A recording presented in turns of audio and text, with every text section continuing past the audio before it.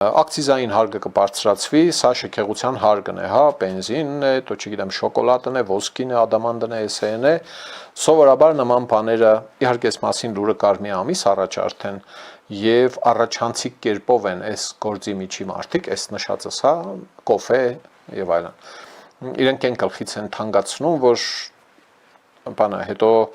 օրենք ընդունելու րոպեին չեն թանկացնում, էլի, այսինքն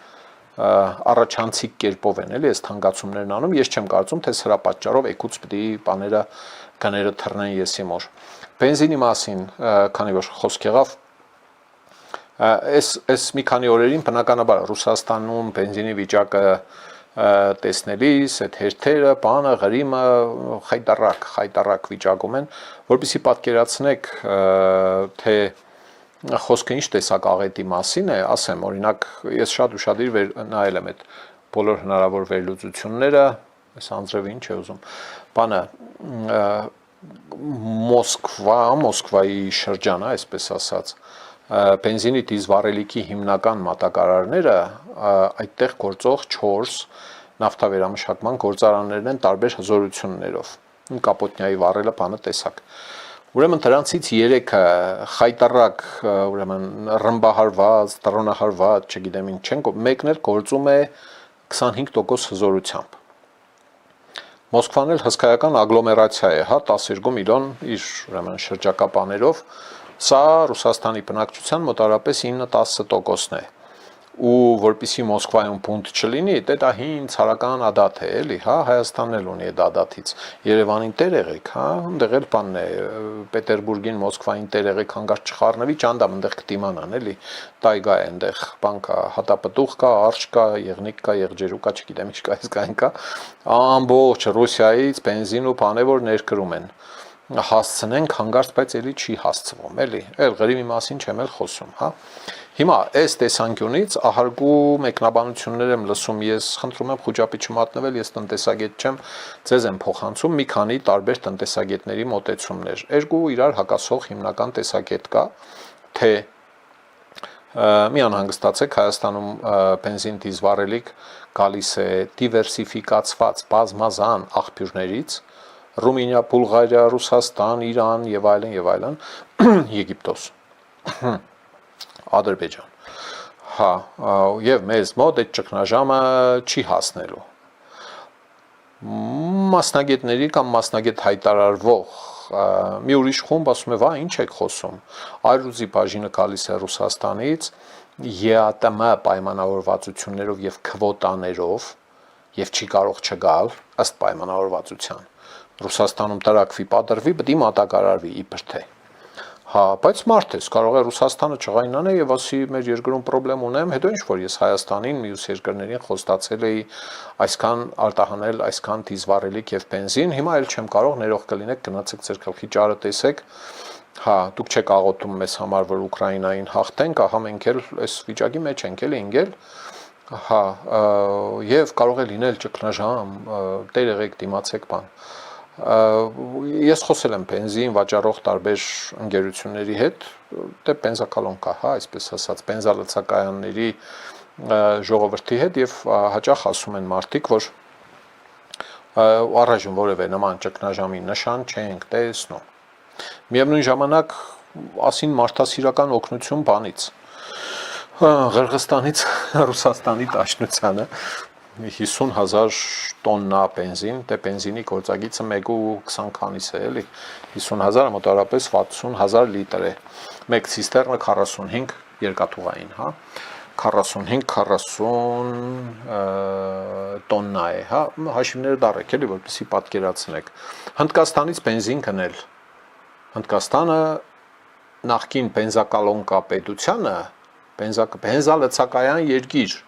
այդքան հարստության վրա նստած, այն տեսակ խայտարակ բանը կառավարում իրականացնես, որ վերջում կանգնես բենզինային ճգնաժամի առաջ։ Մի խոսքով հարգելի Ռուսաստանաբնակ հայրենակիցներ կուտակեք, բայց անվտանգ կուտակեք, էլի, ինպես չկուտակեք, որ փորձանք եղնի, ուրիշ բան ստեղ ասել չեմ կարող, անցնենք առաջ հարգելի հայրենակիցներ,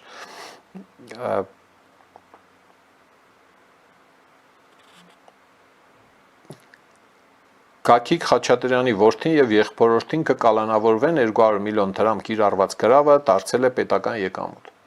Գագիկ Խաչատրյանը հայոց մեծահարուստների Պառնասի շողշողուն ամենաշողշողուն աստղերից մեկն էր, պետեկամուտների կոմիտեի թագավոր աղբերը,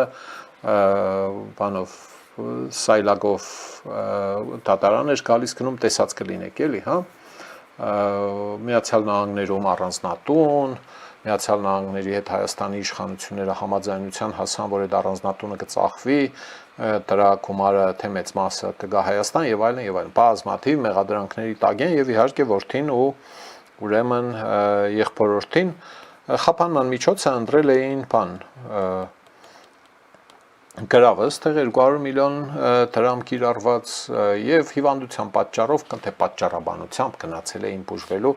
եւ չեն եկել տատական նիստին, չեն կարողացել գալ, թեպետ իրենց ներկայացուցիչները բացատրել են, որ բան է, էլի, իրենց վիճակը օթանավային թռիչքի չէ, այլ տղեկ են, էլի, ես իմ հիվանդ են կարող է, հա, իսկապես հիվանդ են, էլի, ոչ թե կեղծ։ Բանը, իրենք բարբերաբար գնացել եկել են տատական նիստերի չեն խուսափել, էս ինչ եք անում, ինչ եք անում, վերջը չեն ներկայացել, դատարանը որոշել է, որ ուրեմն հետախուզում է հայտարարվում կալանավորելու բանով 200 միլիոն դրամ կիրառված գրավը անցնում է արդեն պետությանը։ Գրավը այն է, որ եթե արդար ես, ուրեմն կամ վերադարձել ես, վերադարձվում է, էլի։ Ահա այսպիսի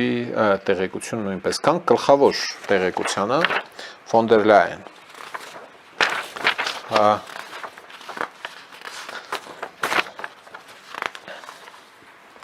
Ուրսուլա Ֆոն դեր Լայենի երեկվա այցը հաջորդեց Բաքու կատարած այցին Բաքվում պարոն Ալիևը Իլհամ Ալիևը ինչ էր ասում էր Ադրբեջանի եւ Հայաստանի հարաբերությունների կարգավորման գործընթացը հաջողությամբ շարունակվում է։ Ֆոն դեր Լայենին է ասել, էլի։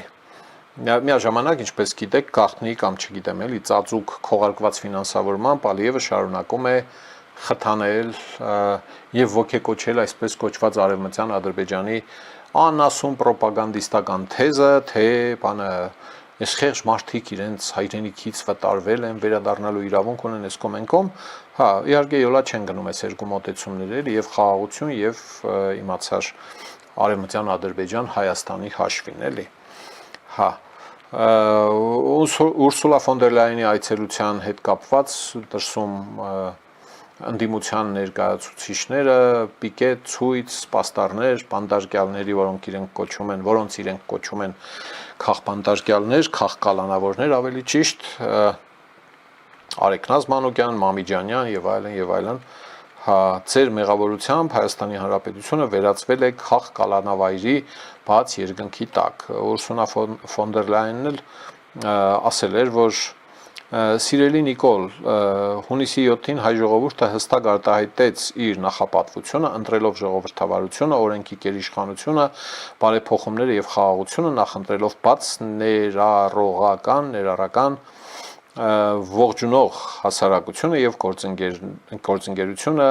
Եվրոպական միության հետ։ Մենք միասին այժմ այդ նկրտումները պետք է վերափոխենք իրական արդյունքների, դուք կարող եք մեզ ապավինել դրանում, շնորհակալություն։ Որոշ թարգմանական բաներ կան, ես չեմ մեղադրում ոչ մի թարգմանչի, որովհետև փառահեղ տպեր են մեր թարգմանիչները շատ լավ իմաստով, ուղղակի սինխրոն թարգմանության ժամանակ շատ հաճախ հնարավոր չէ, ես շատ կամեցա էլի հենց բնագիրը լսել տեքստի, որը խլացվում էր թարգմանության ձայնով, հա, եւ կարող է ինչ-որ փոքրիկ անճշտություններ լինեն, բայց ընդհանուր առմամբ միտքը փոխանցվել է։ Ինչ էր ասում տիկին Լայենը, հա,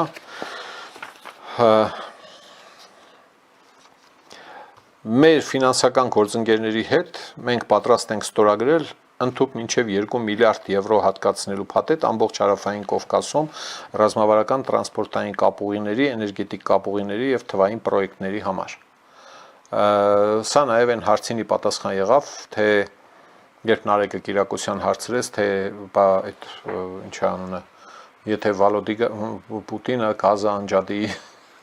կամ գազը կտրուկ թանկացնի, ինչ է լինելու, էլի, բան, եւ հիմնական միտքը, որ Եվրահանձնաժողովի նախագահը ասում էր, որ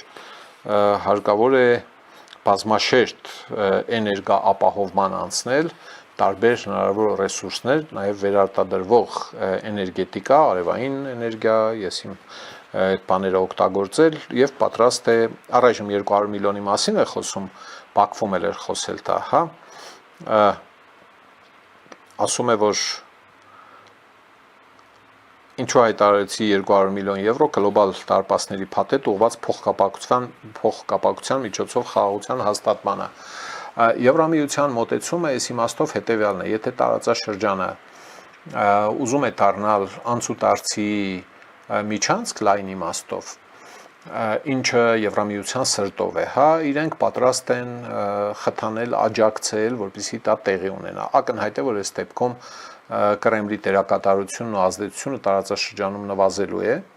հա, բայց դա չի շեշտադրում Եվրամիությունը։ Օրինակ, ինչն էր Կրեմլին խանգարում, նույն այդ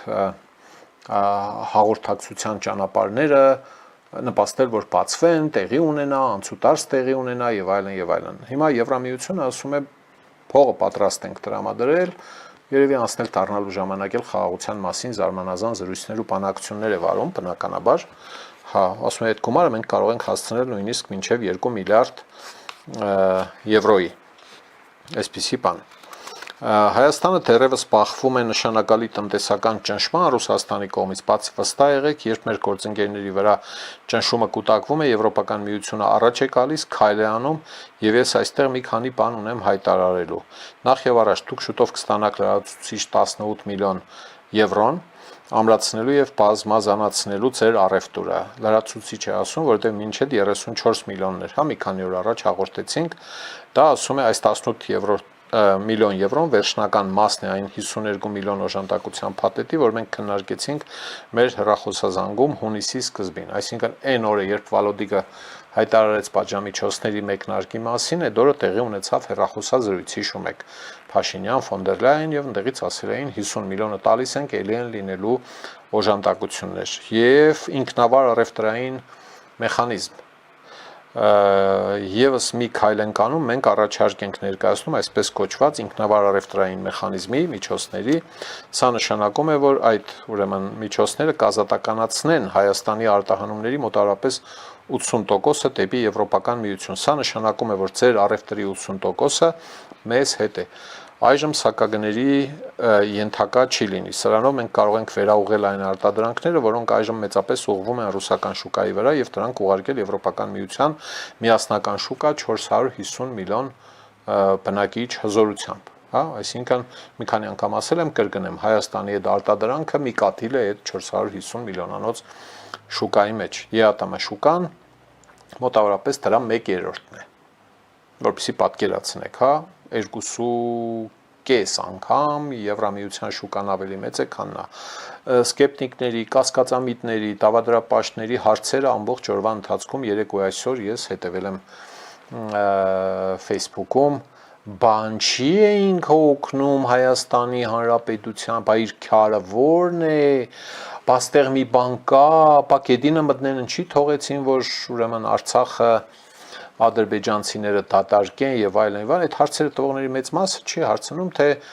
Հայաստանի ռազմավարական դաշնակիցը, Արցախի պաշտպան պահապան Ռուսաստանի դաշնությունը ինչու թույլ տվեց, հատկապես Եվրամիությունն ինչի թույլ տվեց, ախպեր հարցրեք, ասենք Լատինական Ամերիկան ինչի թույլ տվեց, Սինգապուրը ինչի թույլ տվեց, էլի, որ Ալիևը էթնիկ զտումներ իրականացրեց Արցախում, հա, այսինքն ոչ մի բան սրտներով է, չէ սիրելի ժողովուրդ, ոչ մի անգամ չքննադատեցիք Կրեմլին իր վարած այլանդակ քաղաքականության համար, ինչու չքննադատեք, քննադատելու բան, թե Կրեմլը միշտ ճիշտ է, դուք հո ինչ է, Քոչարյան Ռոբերտի կուսակցության անդամը չեք, հարգելի այդպես մտածող հայրենակիցներ, ինքն է ասում, չէ, բոլոր դեպքերում ասածի տրամաբանությունը, Կրեմլը ճիշտ է, հասկանում եք ինչ է կան, ասում եք կայացած մարդ է Մարգարիտա Սիմոնյանը, ոնց կարելի է իրան բան անել, էլի, Հայաստան չթողնել, ասենք թե, հա, այ քտիցակ, այ որ հիմա Կրեմլը այդ գյուղմթերքը բան շատ վատ է լինելու, շատ վատ, պարոն Ծառուկյանն է ասում էր սով է լինելու, կարող է լինելու է, ինչ ասեմ, բայց մի կոնկրետ այստեղ Եվրամիությունը այնպիսի աշխուժություն է դրսևորում, որ ես Եվրամիության պատմության մեջ նման բան չեմ հիշում, նույնիսկ Ուկրաինայի այն առաջին ամիսներին այդ աշխուժությունը չկար։ Այստեղ ընդհանրապես դու չգիտեմ ինչքան ընդհանրապես Եվրամիությունը համեմատում են փղի հետ, ասում են շատ տանդաղ է շարժվում, մինչև տեղից ելնում է, մինչև մի քայլ է անում, երկրորդ քայլն է անում, բաման, հա, շատ ժամանակ է անցնում, սա շատ տարածված համեմատում, ասում են, բայց հենց խոդի ընկնում, հենց սկսում է շարժվել, այդ մեքենան կանգնեցնել չի լինում։ Որոշումները ժողովրդավարական համակարգերում դժվար են կայացվում։ Միահեծան կառավարման դեպքում որոշումները հեշտ են կայացվում։ Մի հատ դիկտատոր է 2-3 հոգու կլսիկ, ասի պես արեք, մտեք Կիևը վերցրեք։ Հա, ժողովրդավարական համակարգ 27 երկիր պետք է կողմ քվեարկի ամեն անգամ։ Հա, բայց որ այսպես արագ արձագանքեն, ես չեմ հիշում նման դեպք։ Իհարկե ես Եվրամիության մասնագետ չեմ, կարող եմ ընկերները ավելի լավ օրինակներ ունեն, ասեն, չէ, այսպիսի մի դեպք է եղել Հայաստանին օգնության ձեռք մեկնելուց ավելի արագ են ձեռք մեկնել, այսինչ մի դեպքում, էլի, հա, այս մի դեպքում իսկապես